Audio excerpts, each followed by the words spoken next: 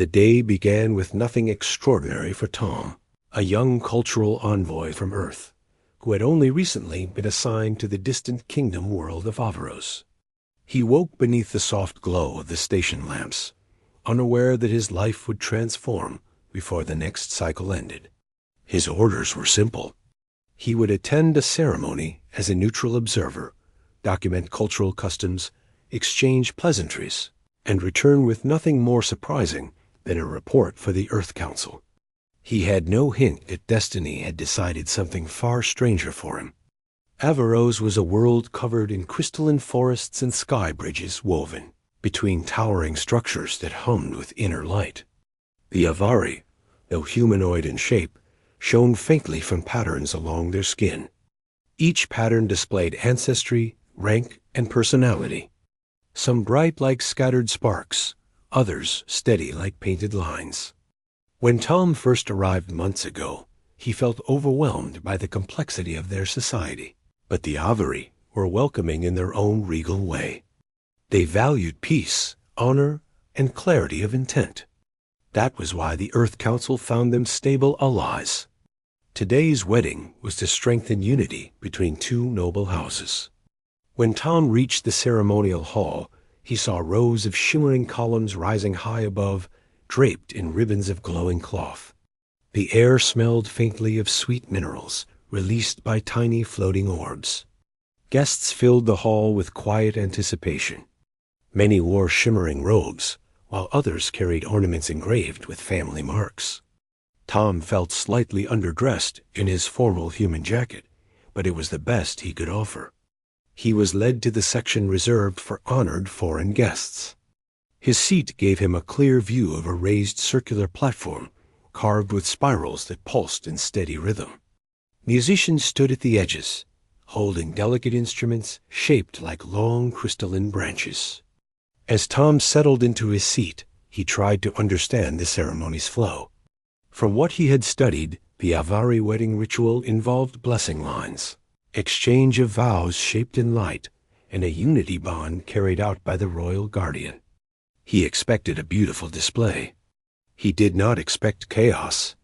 The royal guardian for the ceremony was none other than Laren, the king's heir. Known across the kingdom for bravery and calm reasoning, Laren held an air of quiet command. His skin marks glowed with a steady blue and gold pattern showing royal lineage, and his bearing was composed without being cold. Tom noticed that whenever Laren moved, the nearby guards adjusted subtly as though following an invisible signal. His presence alone shaped the room. When the bride and groom arrived, the hall released a soft hum of approval. Their family marks glowed in synchronized warmth. The ceremony began smoothly.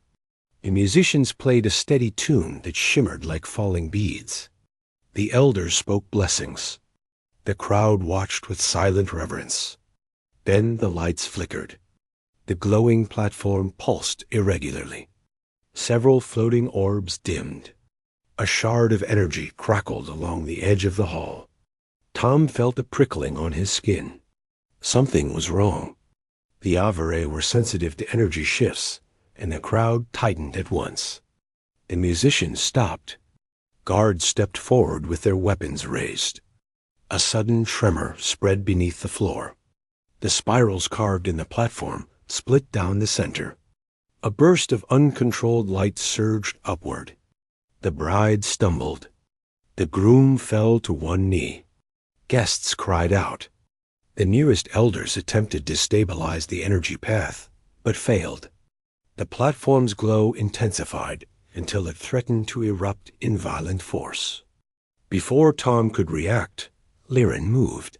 He dashed toward the failing structure and raised both hands.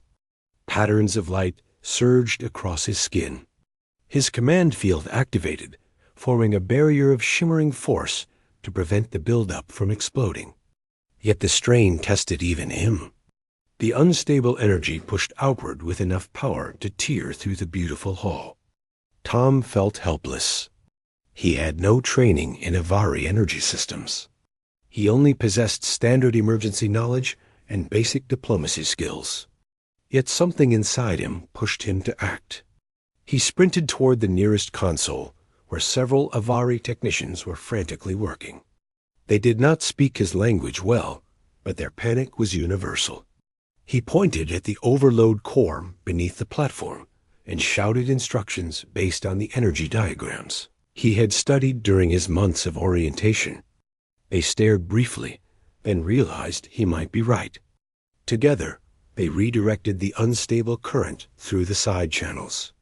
Tom manually pulled open a protective panel with both hands, ignoring the sting of heat against his palms.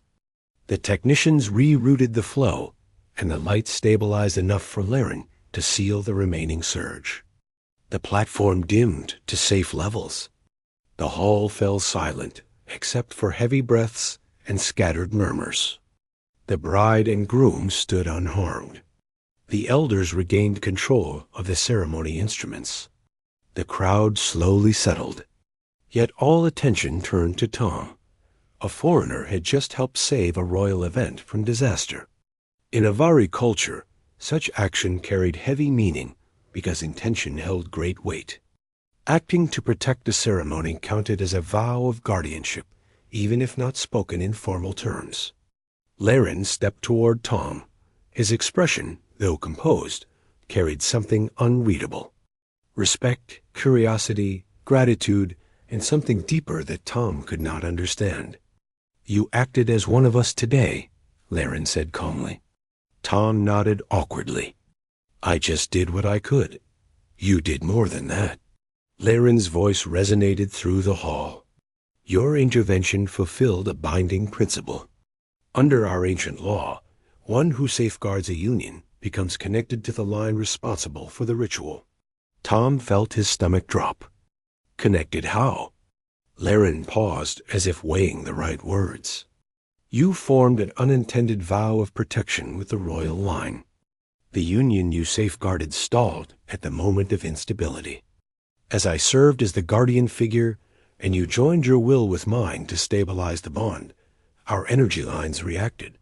Under law, such a reaction creates a unity mark." Tom blinked. "A unity mark between who?" Laren lifted his arm. A faint new pattern shimmered across the royal symbols on his skin. The same pattern appeared across Tom's forearm in gentle light. Gasps rose from the crowd. "That pattern forms only when two individuals become linked through a ceremony bond," Laren continued. "Under ancient custom, that link is recognized as a union." Tom stared at the glowing mark on his skin.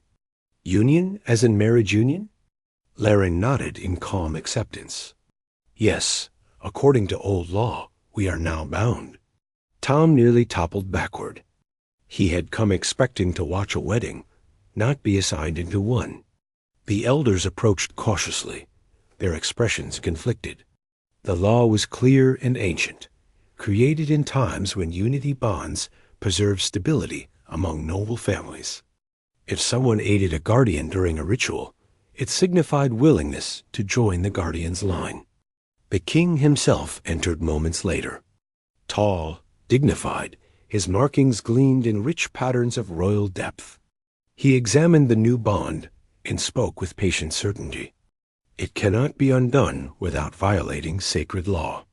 A bond accepted by the core of the ceremony carries the force of our oldest traditions. It recognizes Tom of Earth as partner to Laren, heir of Avaros." Tom tried to breathe through the shock. He had admired Laren from distance during previous meetings, but admiration held nothing close to marriage. He was just a researcher, a quiet envoy, someone who enjoyed watching culture, not becoming part of its highest tier. Yet the Avari tradition was absolute in matters of unity bonds. Rejecting it would be a deep insult to the kingdom and possibly endanger diplomatic ties. Still, Laren approached with gentleness rather than command. "Tom, I understand this is unexpected. If you feel fear or concern, speak openly. I would not force discomfort upon you." Tom steadied himself. "I don't know what to think. I didn't intend to cause this." Intention in crisis shows true character. Your will protected our people. Our bond came from shared purpose, not accident. Tom looked around. Hundreds of Avari watched with curiosity, awe, and acceptance. The bride and groom bowed respectfully to him, grateful for his intervention. For the first time, Tom realized that perhaps he was not an outsider anymore.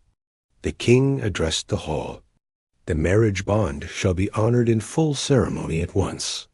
Let the people witness unity between Earth and Averos. Attendants guided Tom and Laren to the center platform. The energy spirals had stabilized and glowed reassuringly. Soft music resumed. Elders lifted crystal rods that signified recognition. Tom felt overwhelmed yet strangely calm. Laren stood beside him with steady presence. The formal unity ceremony began with 2 steps. First, acknowledgement. Laren placed his hand lightly over Tom's mark and spoke with clear voice. I honor the bond woven in purpose and trust. Tom repeated the line as tradition required. Second, integration. A soft beam of structured light connected their unity marks, symbolizing connection between 2 lives. It warmed Tom's skin, but did not hurt. He sensed a gentle pulse of energy that felt like calm strength. When the ceremony completed, the hall erupted in triumphant cheer. A new alliance had formed between Earth and Averos. Tom felt dizzy from the sudden shift in his life, but the warmth of the crowd eased his nerves. After the hall dispersed, Tom found himself walking with Laren along a quiet balcony overlooking the crystalline forest. The world glowed with soft evening light. Tom breathed deeply, trying to absorb everything that happened. I still can't believe this, he muttered. Neither can I, Laren admitted.